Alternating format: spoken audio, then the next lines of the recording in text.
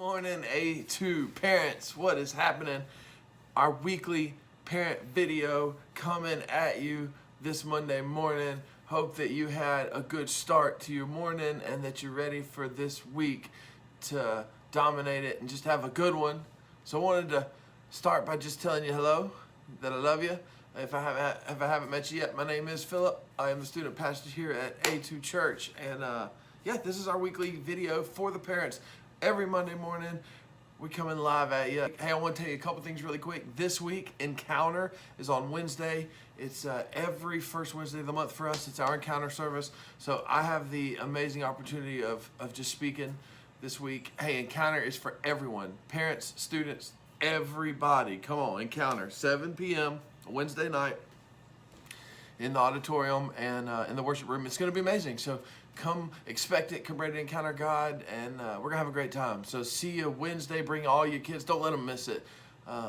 Make sure your children's there. And then, hey, you come too and invite your friends and your mom and them's and your neighbor and bring animals. I don't care. Bring them all. We're going to have an awesome time at Encounter this Wednesday. Hey, I want to tell you something else. This month, our series that we're jumping into is going to be called Jesus Is. We want to go into this month to Easter season, and we really just want to concentrate on Jesus. We want to focus every bit of our attention and just bring it in on Jesus, and we want to get a Jesus overload if that was even possible. So, yeah, Jesus Is. Where we're coming from is a book. Judah Smith. This is actually a leader's guide for a curriculum that. My entire team, the whole student team, has been going through for the past 2 months. So we've prepped ourselves. We are ready. We are learned and ready to get going on this Jesus Is. Judah Smith, who's a pastor out of Seattle, a church called Church Home, and he is one of the most dynamic communicators in the world right now. If you've never heard a Judah Smith message, go check him out on YouTube or wherever. He is literally dynamic. He's pastoring a church that his father pastored for a long time, and he was the student pastor, and he took it over, and he is absolutely destroying it. He's doing awesome. So yeah, so that's where this is coming from. This is a book that basically Jesus is, and you fill in the blank. Who is Jesus? And anyways, we're really excited about it. So that's going to be this month's series for your students, and we'll go through it the whole month, and it's just going to be awesome. Also, we're doing a giveaway. So we're going to be giving away a pair of AirPods. Yeah, I said it, AirPods. Whichever student brings the most individual guests, we have to at least have 10, but whoever brings the most individual guests over the whole month span, we'll add them every week. Individual guests, so not like the same person every week, but different people. At least 10 wins a pair of AirPods. So, hey, make sure your kids are there. That way you ain't got to come out of your pocketbook, and you can see your child with an AirPod in having a good time because you know that they want them. So that's going on.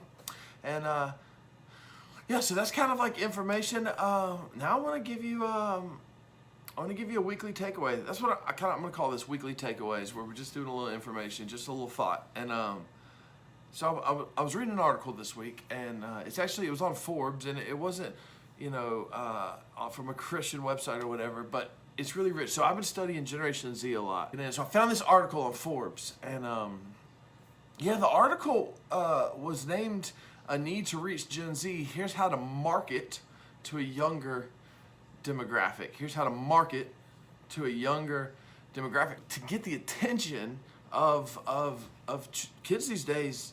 We got to stay on the forefront of just what's happening. We have to be able to get in their world and really hook in. And so anyways, it's going to take some dedication and figuring this stuff out. So I wanted to share this with you really quick. I'm going to spend a little bit of time on a couple of them, but I want to run through them. It gave us 7 thoughts or 7 ideas. So number 1 was this: show them how you can help them. Listen, Gen Z can spot, this is what it said, Gen Z can spot promotions and sponsorships from a mile away. They are looking for value. The trick is to focus less on selling to them and more on how you can help them. For example, instead of an ad and an ad spot explaining product details, try a pop-up experience relevant to your brand. And of course, make sure you have a social media strategy to support and increase visibility. Here's the deal. YouTube, look, I think it was 92% of Generation Z is on YouTube. 50% said they could not live without it. And here's what's happening all the time on YouTube. Their creators trying to make money, so they're always throwing in ads and sponsorships and this and that. And Generation Z is like, whoa, they don't want that. It feels forced and thrown at them and pushed. And so they're saying here is like, hey, show them how you can help them. Instead of selling like an ad spot, it said try a pop-up experience. So what that means is instead of shooting in a video like, hey, you want this flavored frozen fun from Circle K, this video is sponsored. Instead of something like that, hey, let's do a pop-up shop in their world close to them where we may have this product all about, but we're there and we're doing this whole experience instead of just trying to shoot it in. So let's go in. Number 2, embrace social good. So this is Gen Z cares more about how brands contribute to social good. They can see through if it is not authentic. Brands may need to develop more robust programs which help people, communities, and or the environment. This can offer employee volunteer opportunities where they act as brand ambassadors. Brands have a great opportunity to contribute to the greater good and reap the benefit too. Here's the deal. Students want to make a difference. Gen Z wants to make a difference. It's crazy. They're activists in their core, and so that can be good or bad. We've seen it both ways, but if we can embrace that in them, understand that that's a grace gift that God gave them, and push them into that. Hey, let's give them opportunities to serve.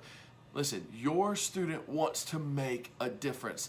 That's what they want to do. They want to matter, and they want to make a difference and make an imprint in this world. So number 2, embrace social good. Number 3, reach Gen Z where they are. Listen, know where they live. Platforms such as Facebook or email marketing tactics are not as valuable to Gen Z. Listen.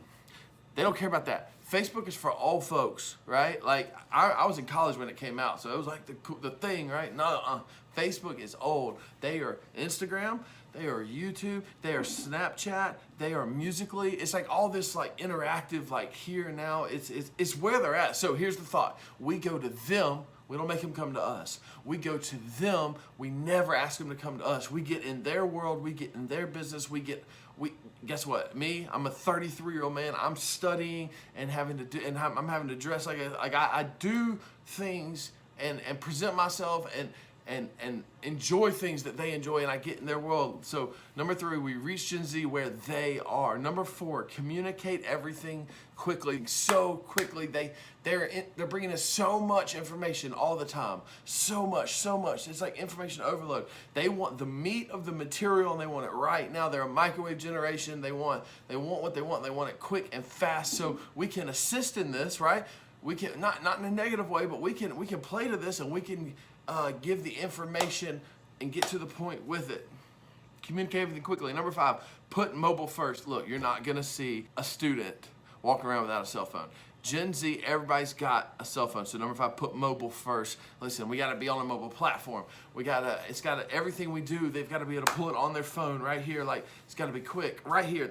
Everything has to be able and possible to get in their hands. So if we're sending out information, they gotta be able to pull it on their phone. I'm making videos for them so they can watch it on their phone. If we're sending them next steps, it's gotta come to their phone. They're not gonna check an email. They're not gonna do any of it. They're not gonna have papers. Like, to their phone, mobile first.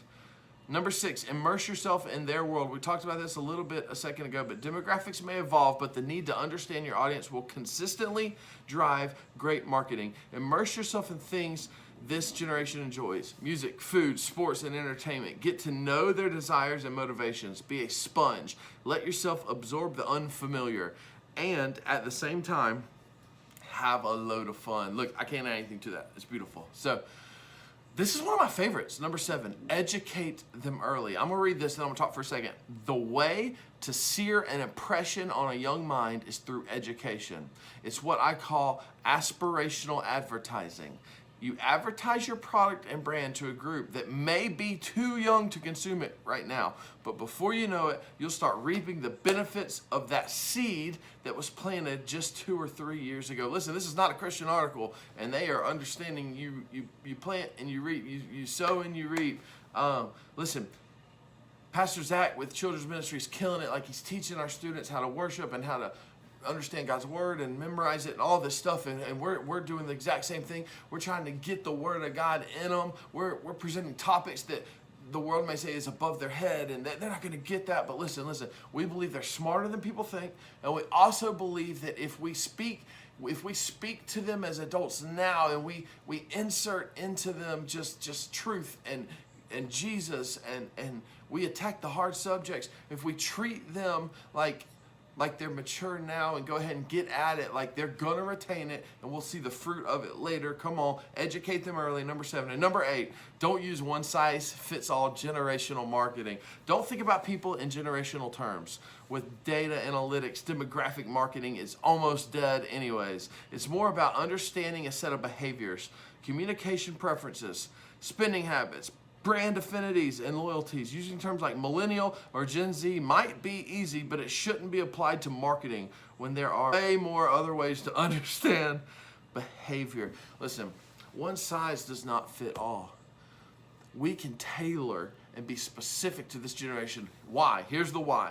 They are the future. Literally, they are the future. I think we need to see our students, your children, and our students. We need to see them serving on teams. We need to see them running the cameras at church. We need to see them on stage playing drums. We need to see them leading worship. We need to see them hosting a service. We need to see them operating the lights or shaking hands or doing coffee. We need to empower them right now to make a difference in this world. And we need to encourage them to get in this by tailoring the way that we market ourselves or the way that we present the gospel. We need to tailor it around them so that it excites them, that it engages them, and that God is able to encounter them and change their life. So yeah, that's what I got. How we reach Gen Z. Here's how to market to a younger demographic. Guys, love you guys so much. I cannot wait to see you on Wednesday. We're going to have an amazing time. This is Philip signing off. And